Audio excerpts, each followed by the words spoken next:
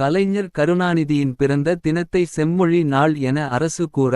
ஆனால் எதிரிகளோ சர்வதேச ஊழல் தினம் என சமூக வலைதளங்களில் நையாண்டி செய்வதைக் கண்டு திமுக காரர்களை விட தி.க. ஆசாமிகளே அதிகம் கொந்தளிக்கிறார்கள். அந்த கொந்தளிப்பை அறிவு நாணயமற்ற கொந்தளிப்பு என்றே சொல்வோம்.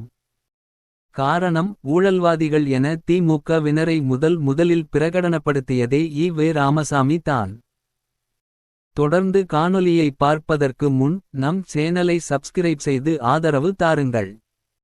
உங்கள் ஆதரவு நமக்கு ஊக்கமளித்து இன்னும் நம் பங்களிப்பை சிறப்பாக செய்ய உதவும். நன்றி. இனி காணொளி. இன்றைக்கு திராவிடர் கழகம் தங்களை தாய்க்கழகம் என கூறி திமுகவை அரவணைத்து போவதால் மட்டும் நேற்று அவர்கள் திமுக குறித்து விமர்சித்தது எதுவும் இல்லை என்று ஆகிவிடாது. சொன்னது தான். ஈ.வே. ராமசாமி கூறுவதை கேளுங்கள். மதராஸ் கார்ப்பரேஷன் ஊழலாக உள்ளது என்று அதிருப்தி அடைந்து இந்த கண்ணீர் துளி தி.மு.க. களுக்கு ஒட்டு போட்டீர்களே, பலன் என்ன?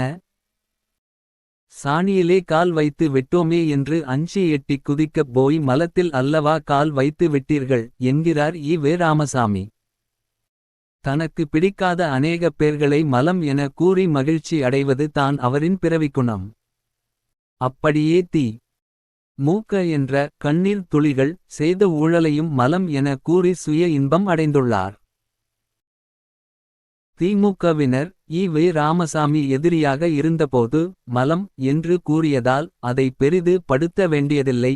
எதிரியாக இருக்கும்போது 1000 பேசுவார்கள். கூட்டாளிகளாக ஆன பிறகு என்ன கூறினார் என தான் பார்க்க வேண்டும் என தி.க. ஆசாமிகள் கூறலாம். சரி தான். திமுக தனக்கு எதிரியாக இருந்தபோது என்ன காரணங்களுக்காக ஈ.வே. ராமசாமி அவர்களை விமர்சித்தாரோ அந்த ஒழுக்கக்கேடெல்லாம் கூட்டாளியான பிறகு ஈ.வே. ராமசாமிக்கு மறந்து விடுவதோடு அல்லாமல் ஊழல் செய்தால் என்ன தப்பு என்று கேட்கிற அளவுக்கு அவர் புத்தி தடுமாறிவிட்டது. எந்த திமுகவை ஊழல் காரணமாக மலம் என ஈ.வே. ராமசாமி விமர்சித்தாரோ அதே திமுக கூட்டாளியான பிறகு என்ன கூறினார் என பார்ப்போம். இப்போது பகுத்தறிவாளர்கள் ஆட்சியிலிருக்கின்றனர். தி.மு.க. அவர்கள் மேல் பல குறைகளைச் சொன்னாலும் அவர்கள் லஞ்சம் வாங்கினாலும் எனக்கு கவலை இல்லை. வாழ்க்கையில் திருட்டு பணம் சம்பாதிப்பதிலே தனி ருசி. அவர்கள் மக்களை அறிவாளிகளாக்க பாடுபட்டால் போதும். விடுதலை ஆகஸ்ட் 27, 1967. மலம் என கூறி மூக்கை பிடித்த ஈ.வே. ராமசாமிக்கு பிற்பாடு திமுகவினரின் செயல்பாடுகள் சந்தனமாய் மணந்திருக்கிறது போலும். ஈ.வே. ராமசாமியின் இந்த வெட்கக்கேடான முரண்பாடுகளை பார்க்கிறபோது நமக்கு திமுக மலமாக தெரியவில்லை. ஈ.வே. ராமசாமியின் அறிவு தான் மலமாக தெரிகிறது. எவனாவது திருட்டுதனத்தை ஊக்குவிப்பானா? ஊக்குவித்ததோடு அல்லாமல் திருட்டு பணம் சம்பாதிப்பதிலே தனி ருசி என சொல்லு விடுவானா? இத்தகைய ஈ.வே. ராமசாமியின் அறிவை நாம் மலம் போன்ற நாற்றமடிக்கக்கூடிய ஒன்றோடு ஒப்பிட்டு சொன்னால் அதிலென்ன தவறிருக்க முடியும்? 1964ஆம் ஆண்டு நகரசபைகளுக்கு நடந்த தேர்தலின்போது ஈரோட்டில் நடந்த திராவிடர் கழக பொதுக்கூட்டத்தில் ஈ.வே. ராமசாமி பேசியது. திமுக கழகத்தில் லஞ்சம் மலிந்துவிட்டது. கிருஷ்ணன் வீட்டுக்கு அன்னக்காவடியாக குசேலர் சென்று லட்சாதிபதியாக வந்தார். அதுபோல் திமுகவினர் சென்னை நகரசபைக்குள் நுழைந்தவுடன் லட்சாதிபதியாகி விட்டார்கள். இவர்களுக்கா ஓட்டு போடப் போகிறீர்கள் என்று கேட்ட ஈ.வே. ராமசாமி தான் தன் பங்காளிகளாக தி.மு.க.வினர் மாறிய பிறகு மக்களின் பணத்தை பறித்து தின்றபோது திருட்டு பணம் சம்பாதிப்பதிலே தனி ருசி என்று சப்பு கொட்டினார்.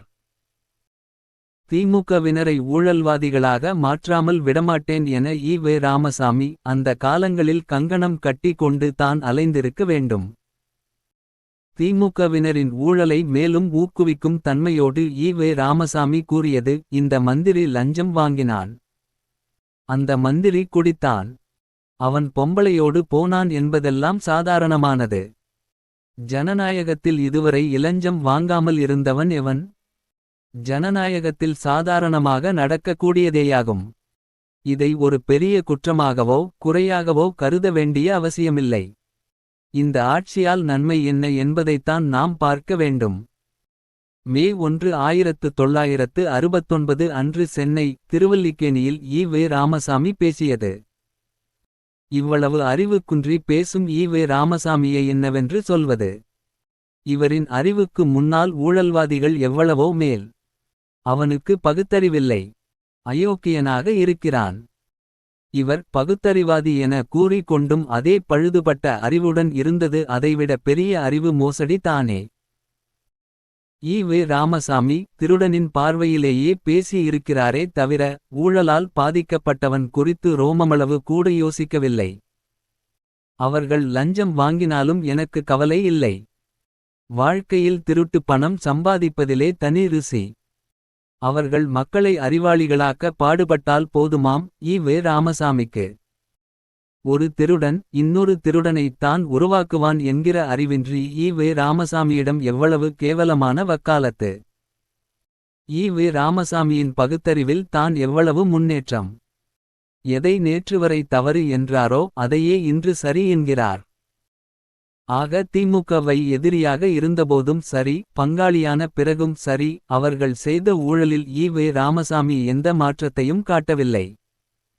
ஊழலை விமர்சித்த வாய் ஊழலை பாராட்டின. இரண்டு சமயத்திலும் திமுகவினரை ஊழல்வாதிகளே என தெள்ளத்தெளிவாக கூறிவிடுகிறார்.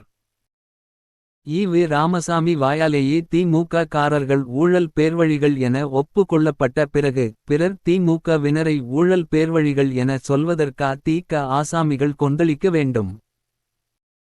இந்த காணொளியில் நமக்கு திமுகவின் யோக்கியதை தெளிவாக தெரிந்தது என கூறுவதை விட ஈ.வே. ராமசாமியின் இரட்டை வேட யோக்கியதை தான் தெள்ளத் தெளிவாக தெரிந்துள்ளது. அரசியல்வாதியின் யோக்கியதை என்பது தெரிந்தது தான். உலகம் முழுக்க அவர்களின் யோக்கியதை ஒன்று போலவே இருக்கும் தான். ஊழல் செய்யாத அரசியல்வாதிகளை உலகில் எந்த நாட்டிலும் காண இயலாது. ஆனால் ஈ.வே. ராமசாமி என்கிற பகுத்தறிவாதியின் யோக்கியதை உலகம் முழுக்க எங்கு தேடினாலும் இவ்வளவு வெட்கங்கெட்டதனமாக ஒரு பகுத்தறிவாதியின் யோக்கியதையும் இருக்காது என உறுதிபட சொல்லலாம். திமுகவிலும் சரி அதிமுகவிலும் சரி யாராவது ஊழல் வழக்கில் சிறை செல்ல நேர்ந்தால் அது அவர்களின் தவறு என சொல்ல மாட்டோம். ஈ.வே. ராமசாமி மேற்கூறிய அருள்வாக்கினை பின்பற்றி நடந்ததால் ஏற்பட்ட பிழை என்று தான் கூறுவோம்.